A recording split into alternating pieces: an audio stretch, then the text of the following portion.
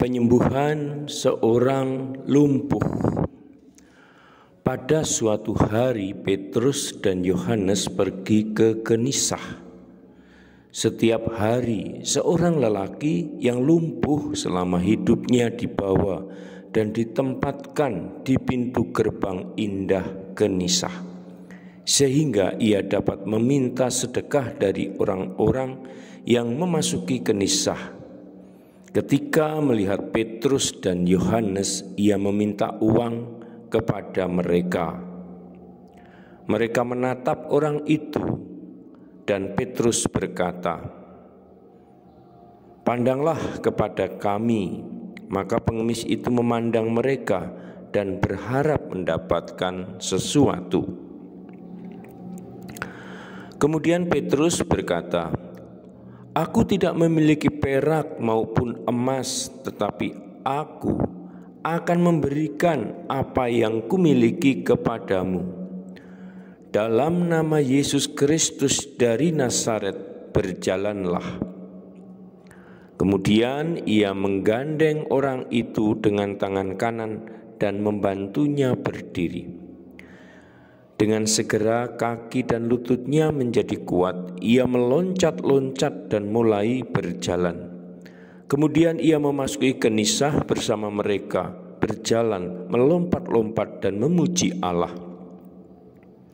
Semua orang melihat dia berjalan dan memuji Allah, dan mereka mengenal dia sebagai orang yang biasa duduk minta-minta di pintu gerbang indah Genisah. Mereka heran dengan apa yang telah terjadi padanya. Karena ia berdiri di situ sambil menggandeng Petrus dan Yohanes, semua orang berlari mengerumuni mereka. Petrus berkata kepada mereka, "Hai orang-orang Israel, mengapa kamu heran dengan kejadian ini? Mengapa kamu memandang kami seolah-olah kami membuat orang ini berjalan karena kekuasaan dan kekudusan kami sendiri? Allah Abraham, Ishak, dan Yakub, Allah leluhur kita, telah memberikan kehormatan kepada hamba-Nya, Yesus. Karena iman kami dalam namanya, Ia telah memberi kekuatan kepada orang yang kamu lihat dan kamu kenal ini. Tidak ada nama lain di bawah langit yang olehnya kita dapat diselamatkan." Para imam dan penjaga Genisah mendengar bunyi keributan dan kegaduhan. Mereka menangkap Petrus dan Yohanes dan memasukkan mereka ke dalam penjara malam itu juga.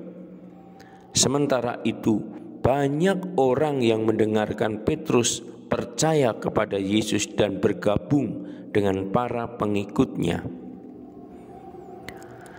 Keesokan harinya, ketika Petrus dan Yohanes dibawa untuk diperiksa, Petrus mengatakan lagi bahwa orang lumpuh itu telah disembuhkan oleh Yesus. Maka para pemimpin agama memberitahu Petrus dan Yohanes agar tidak berbicara mengenai Yesus lagi. Petrus dan Yohanes menjawab, "Silakan putuskan sendiri, manakah yang benar di hadapan Allah, mendengarkan kamu atau mendengarkan Allah? Kami tidak bisa berhenti mewartakan apa yang telah kami lihat dan dengar." Sesudah memperingatkan mereka sekali lagi, para pemimpin itu membebaskan para rasul. Mereka tidak menemukan alasan apapun untuk menghukum mereka, karena mereka takut terhadap orang banyak itu. Komunitas umat beriman itu sehati dan sejiwa. Tidak seorang pun dari mereka menyebut miliknya adalah kepunyaan mereka sendiri. Mereka saling membagi segala milik mereka. Dengan penuh semangat, para rasul tetap berbicara tentang kebangkitan Tuhan Yesus. Melalui mereka, banyak mukjizat dan tanda heran dikerjakan di antara orang-orang itu. Mereka berkumpul bersama di Serambi Salomo, dan tidak seorang pun berani menggabungkan diri dengan mereka. Namun orang-orang itu sangat menghormati mereka. Sejumlah besar pria dan wanita mulai percaya kepada Tuhan. Orang-orang sakit dibawa ke jalan-jalan dan dibaringkan di atas tikar, sehingga ketika Petrus lewat, setidak-tidaknya bayangannya jatuh kepada beberapa orang dari mereka. Orang-orang bahkan datang dari kota-kota terdekat sambil membawa orang-orang sakit dan mereka disembuhkan. Saudara dan sahabatku, demikian tulis Heffernan menyarikan dari Kisah Rasul 3 sampai dengan 5. Semoga semangat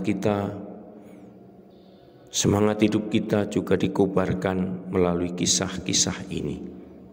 Salam, Tuhan mencintai kita semua dengan hati yang berkobar.